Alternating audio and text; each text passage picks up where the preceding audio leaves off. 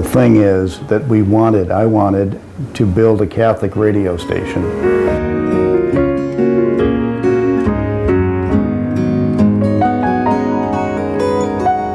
I got involved in this project about 1.5 years ago for a couple of reasons. Number one, when Andy came to me, I respected the gentleman enough where I said, you know what, Andy, tell me about what you got going. I'm really interested in listening to what he has to say.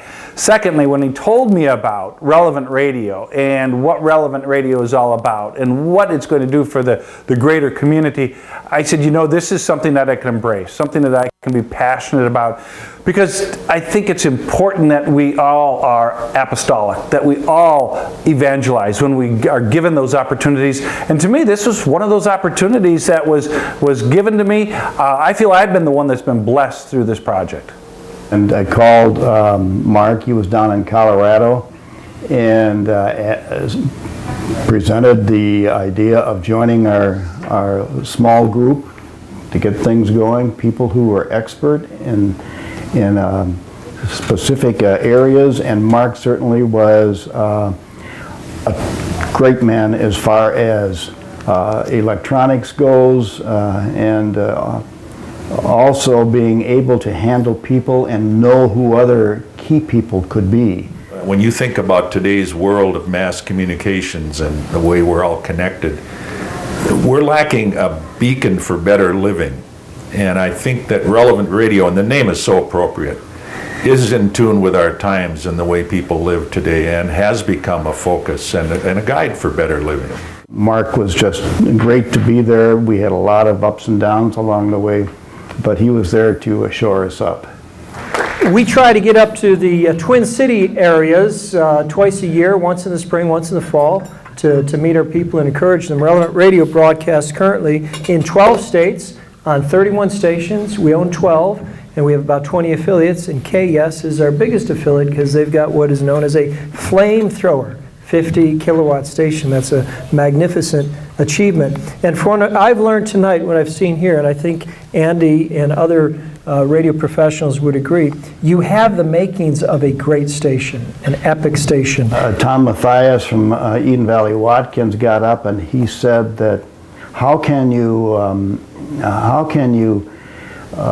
take away a tower that maybe have a positive effect on somebody's soul and in exchange for a bushel of corn.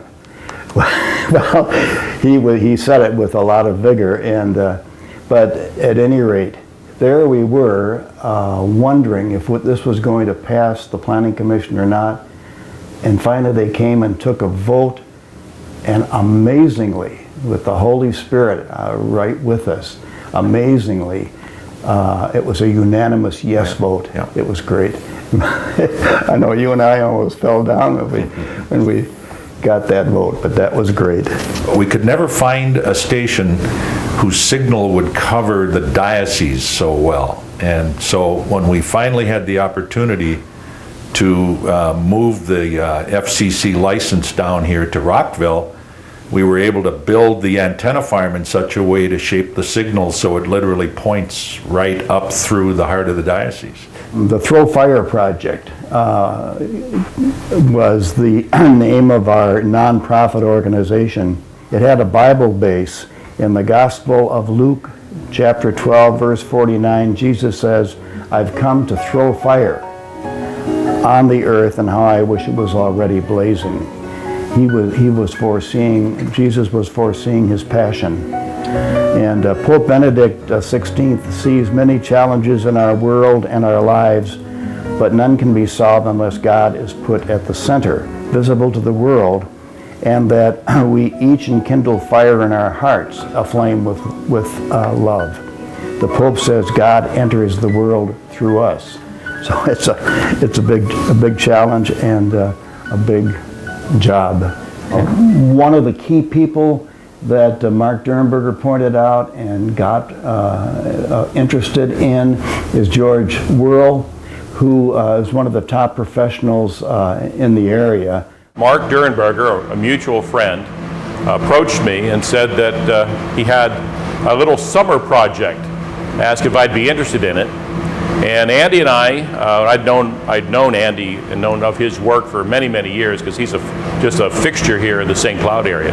We sat down at a little coffee shop here in Kimball to discuss this project of the possibility of building KYES. Is you have the makings of a great station because first you have seasoned professionals who know radio. And radio is a unique business. It's highly technical, it's very complicated legally, and it's very important in terms of the program. So you have seasoned professionals. Second, you've got a powerful signal. That is a great asset. And the way you've been able to configure it on that 31 acres of the cornfield over there to go around the state, that's awesome. Finally, you have, what I've seen here tonight is broad-based local support. Everyone in this room feels, this is my radio station. This is my Catholic radio station. This is our station. And you're going to be invited to make use of it, to promote your community events at your parish and highlight whatever's going on in the diocese. It's going to be a great service to the church. So it is your station, and you have the makings of a great station here that could really, get 20% or even 25% of practicing Catholics listening, and it spreads and it changes attitudes. And we couldn't find any call letters. It was Throw Fire was the nonprofit organization, and people were talking about things affiliated with fire and so forth. But we thought a bit when we found out that it was possible for KYES to be call letters. 17,500 radio stations in the United States, and nobody had grabbed KYES. And with our project and the way that we looked at it, Jesus confirms the Father's will in the garden, thy will be done. Mary's yes to Gabriel, be it done according to thy word, a yes. Mary's marvelous fiat. St. Joseph, who was quietly faithful to whatever God asked him to do. And those 12 apostles, they got up when Jesus said, come follow me.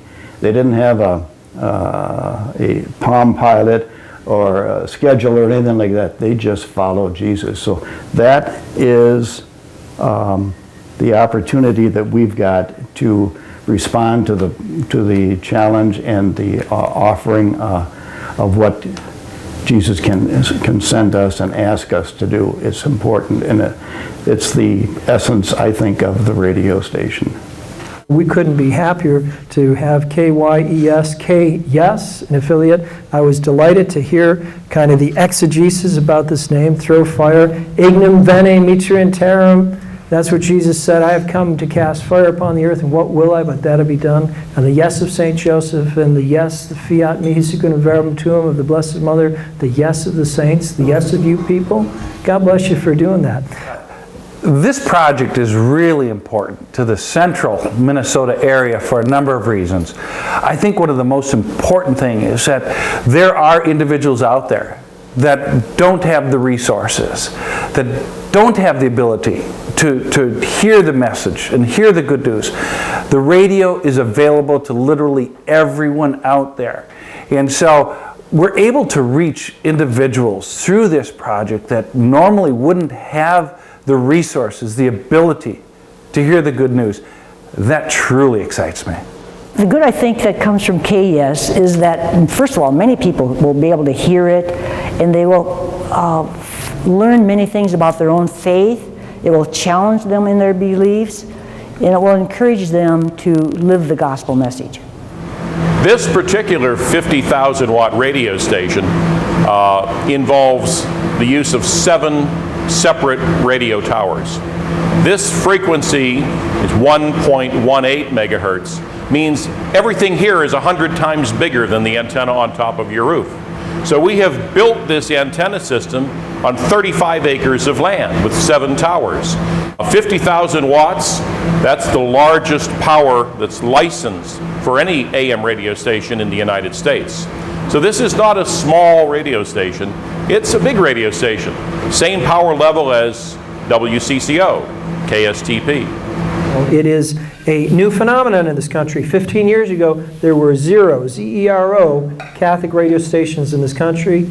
Now, thanks to God, the hard work and the generosity of communities making it happen, there are 163. The Poor Clares were one of our prayer warriors, and I got a note here from July 3rd, 2008, where they'd heard about our project. Congratulations to Andy and your fellow disciples. We are absolutely delighted to receive your letter and the great news it contained. May God bless and reward for your efforts for His kingdom. And we had a lot of people praying out there. There was a lot of people praying for us. Through KYES, through the Throw Fire Project, we have the ability to touch people's lives that wouldn't necessarily be touched. The radio is such a powerful venue when it comes to spreading information. The Bible is not an answer book, but an invitation book, and we offer invitations to the faith. The whole purpose of the project is to inspire, to support, and to celebrate Christian values. And today, Christian values are really needed in our society. So We hear, my wife Carol talked to a lady the other day who said, that radio station is absolutely great. I won't miss a bit of it. The things that I learn, the kind of support I get from listening to the station is just great. And so there's an example. We have literally thousands of testimonials coming in. Every day we have several come in. The most recent are the ones that are in my mind. We had a donation from a 17-year-old young man named Nick from St. Cloud on Friday of $100. Do you know what that means for somebody that age to give $100? It means he's willing to make a sacrifice. He's fired about something that's real. So that, there's some sort of conversion going on there for a 17-year-old kid to pledge $100 to keep us on the air. I think people should get involved in this project for a couple of reasons. Number one, we're all called to evangelize. We're given this opportunity with this project. Number two, we all have different things that we can bring. Time, talent, treasure. It's all important. Whether it be your time, whether it be your talent, whether it be your treasure. That's up to you, but they're all important.